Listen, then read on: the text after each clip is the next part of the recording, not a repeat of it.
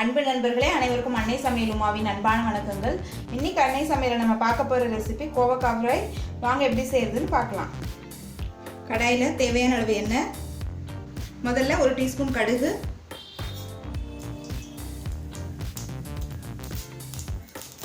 அரை டீஸ்பூன் சீரகம்,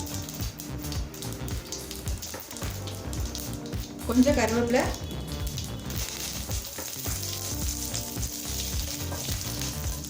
அடுத்தது 2 வெங்காயம் சேர்த்துக்கலாம்.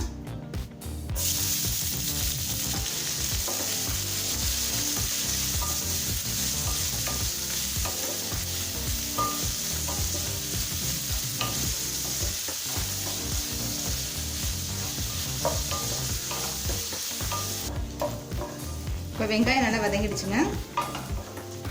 அடுத்தது 1 தக்காளி சேர்த்துக்கலாம். இது சின்ன தக்காளியாக இருக்கனால நான் 1 போட்டிருக்கேன். பெரிய தக்காளியாக இருந்தால் பாதி போடுவோம்.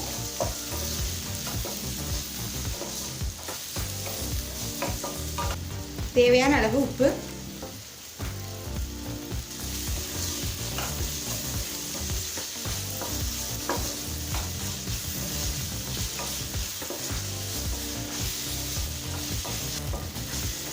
இப்போ தக்காளியும் நல்லா வதங்கிடுச்சுங்க. அடுத்தது 1/4 டீஸ்பூன் மஞ்சள் தூள், 2 டீஸ்பூன் மிளகாய் தூள்,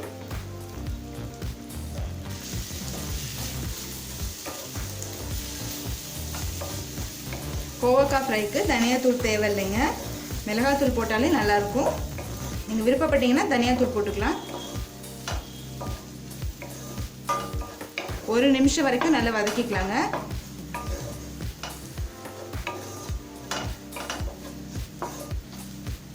இப்போ மிளகாத்தூள் வாசனை போகிற வரைக்கும் நல்லா வதக்கியாச்சு.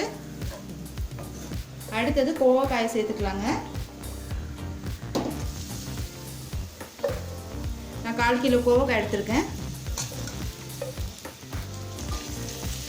கோவக்காயை நல்லா வதக்கிக்கலாங்க.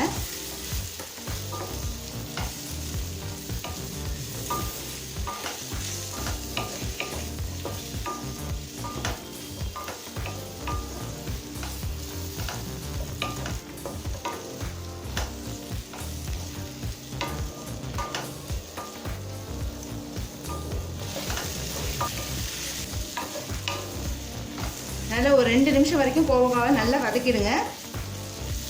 இப்போ 2 நிமிஷம் வரைக்கும் நல்லா வதக்கியாச்சுங்க. இப்போ கொஞ்சமாக தண்ணி தெளித்து விட்டுடலாங்க. ஊற்ற தேவையில்லை. இப்போ மூடி போட்டு கோவக்காவை நல்லா வேகிற வரைக்கும் வெயிட் பண்ணலாம்.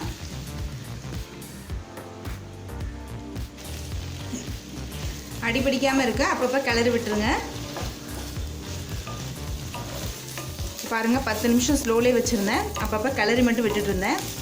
பாருங்கள், கோவக்காய் நல்லா வெந்துருச்சு. இப்போ இறக்க போகிறதுக்கு முன்னாடி நம்ம 1/2 டீஸ்பூன் கரம் மசாலா சேர்த்துக்கலாங்க.